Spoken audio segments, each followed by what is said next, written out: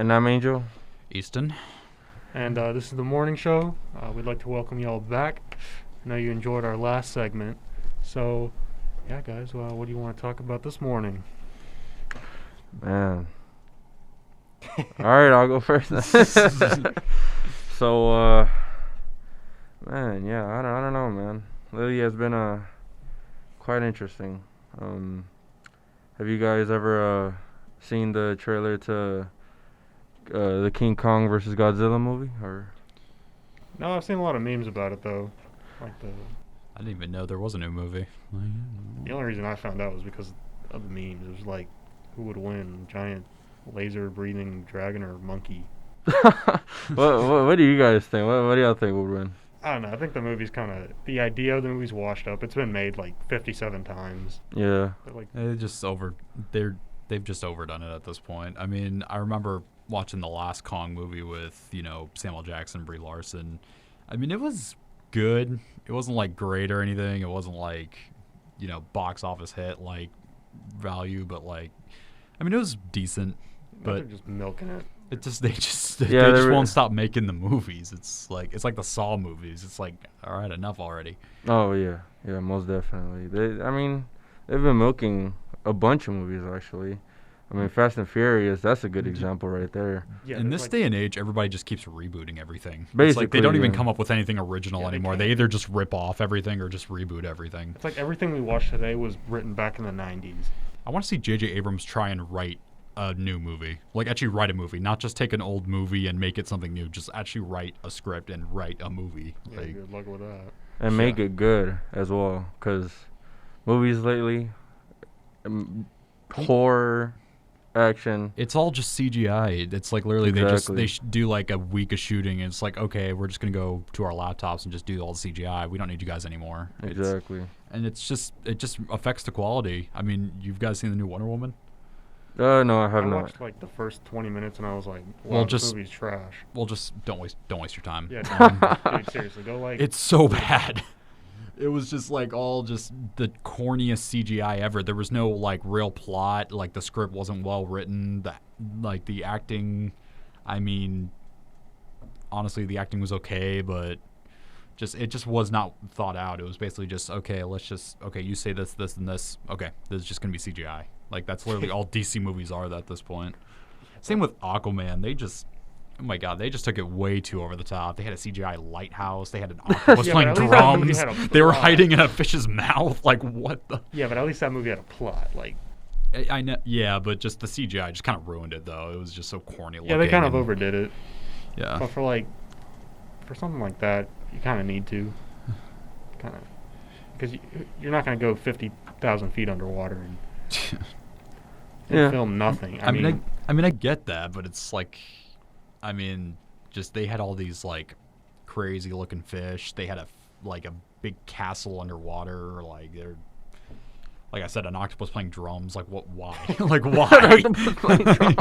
Literally, there's like 8 drums. It's like something you see on SpongeBob. Like, oh God, dude. Aquaman being compared to SpongeBob is the most funniest thing ever. I mean, that's basically like you remember Barnacle Boy and like I think. That's basically what it's based off of, honestly. That not the Barnacle Boy, but the first one. Like that's basically he looks just like Aquaman. He dresses just like Aquaman. He's pretty much supposed to be Aquaman. Which one do you think is the ripoff of which? I think Aquaman is a ripoff of my homeboy. I really did forget his name. Mermaid Man. Yeah, there we go. Mermaid Man. He's a ripoff of Mermaid Man, most definitely. SpongeBob created Aquaman. Exactly. It has started a bunch of I was waiting to see Patrick and Aquaman. Seriously, it just got so corny. It was just, oh my God. I mean, I feel like the reason why they use CGI a lot is to like lower the budget. It's cheaper and it saves time too. It makes sense. But it just, if you want to make money, you got to spend money. Well, now it's like CG's become pretty photorealistic. To the point where it's kind of getting hard to tell what's CG and what's not. Like the lighthouse that you just pointed out in Aquaman, I did, until you said it, I did not know that was a CG lighthouse. I mean, just take someone like Quentin Tarantino. It's like you're not going to see really much of any CGI in his movies. Like he he writes a script, he writes a plot, and it's basically just in gritty streets in LA. It's like, think about how much little he's working with and the masterpieces he comes out with them. It's like, I know Once Upon a Time in Hollywood was a little like, it wasn't even as much CGI as just basic, digital effects. It was great. Like, I mean, you don't need like CGI and cool exploding stuff just to make a good movie. I mean, yeah, but I think it's like CG so ingrained in some like franchises cultures, you could say, that like the Fast and Furious movies, like what would a Fast and Furious movie be without explosions and over the top a car driving out of a building into another building every 5 seconds? Pulling a damn minigun out of the trunk or something. I mean, you remember the first one, right? Like, there was no CGI going on in the first one. Like, literally, all the stunts, like, they were doing those stunts. Like, Paul Walker was jumping out of that car onto that semi-truck. Like, and that movie was the best one. That was the only, like, real quality film out of that franchise. Like, yeah. You could see it as lazy, but you could also see it as, like, they're saving themselves liability. So, like, the stuntmen. Yeah, but I'm sure they have to sign a waiver. Yeah, I'm sure they have to sign a few contracts or whatever here and there, but with the CG, you're just minimizing it altogether. Yeah. It might look like crap. But, I mean, the problem is, it's not the CGI that's the problem. It's just they overdo it. The first, like, Transformers movie, like, there was CGI, of course. Like, how are you going to do any of that stuff without CGI? But it wasn't, Michael Bay didn't, like, have it overdone. Like, it was just right. It was just enough CGI for it to be a good action film. But then, I mean, the second one was decent, but, like, over time they started adding in, like, planes and helicopters and dinosaurs. And it's like just take it down a notch. I mean, well, first of all, just quit making sequels. Like, quit making them. Like, stop. But, like, just dial it down a notch. It's just there's no need for that much.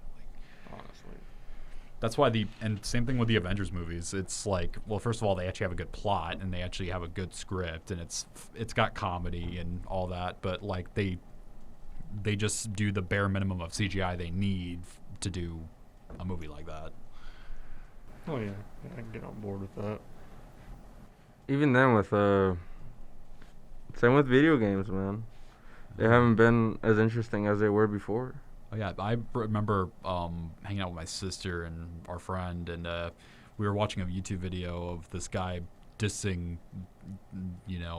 Cyberpunk like there was no tomorrow, like the new Cyberpunk, and there was like glitches everywhere. There was people like walking through people, like cars driving through buildings, and like there were glitchy people walking up. There would be a person coming up to talk, and the subtitle would be in English, but would be Spanish, and so there was just so much. Imagine spending all those years making a game. Yeah, I mean, it also turns out to be just dog shit. I hope. Don't worry. But yeah, I mean, also the Cyberpunk thing, it also could have been COVID. You never know. Like, they could probably. Yeah, but they've been working on this way before COVID. Yeah, exactly. Yeah. There's no excuse. They're really, and you can pretty much code a game remotely. I'm sorry, Cyberpunk. I tried. You're done. You're done. Cyberpunk, you're garbage. You're garbage. I tried to stick up for you. You're garbage. Get out. I heard they fixed up all the most of the bugs though, somewhat. But just the fact that they let him happen in the first place is just going to demolish the reputation. Absolute dumpster fire to the public. I tried protecting them for a little bit. It didn't work. Didn't work out. And Call of Duty, is there a difference between any of them? No, they just changed the damn scenery and maybe the uniforms and tweak the plot a little bit, and then they say, here's an all brand new Call of Duty. Oh my god! But at this time, they're just milking Call of Duty, man. Dude, they really are. Because they know everybody's gonna buy it. Exactly. They have a bunch of like legacy players. Exactly. They're just gonna come back and take it. All right. Well, I guess that is it, you guys. Like I said, this was Angel. I'm Matt. Easton. And this is the morning show. Hope to see you guys next week. All right. Peace. What's up? Peace. Deuces.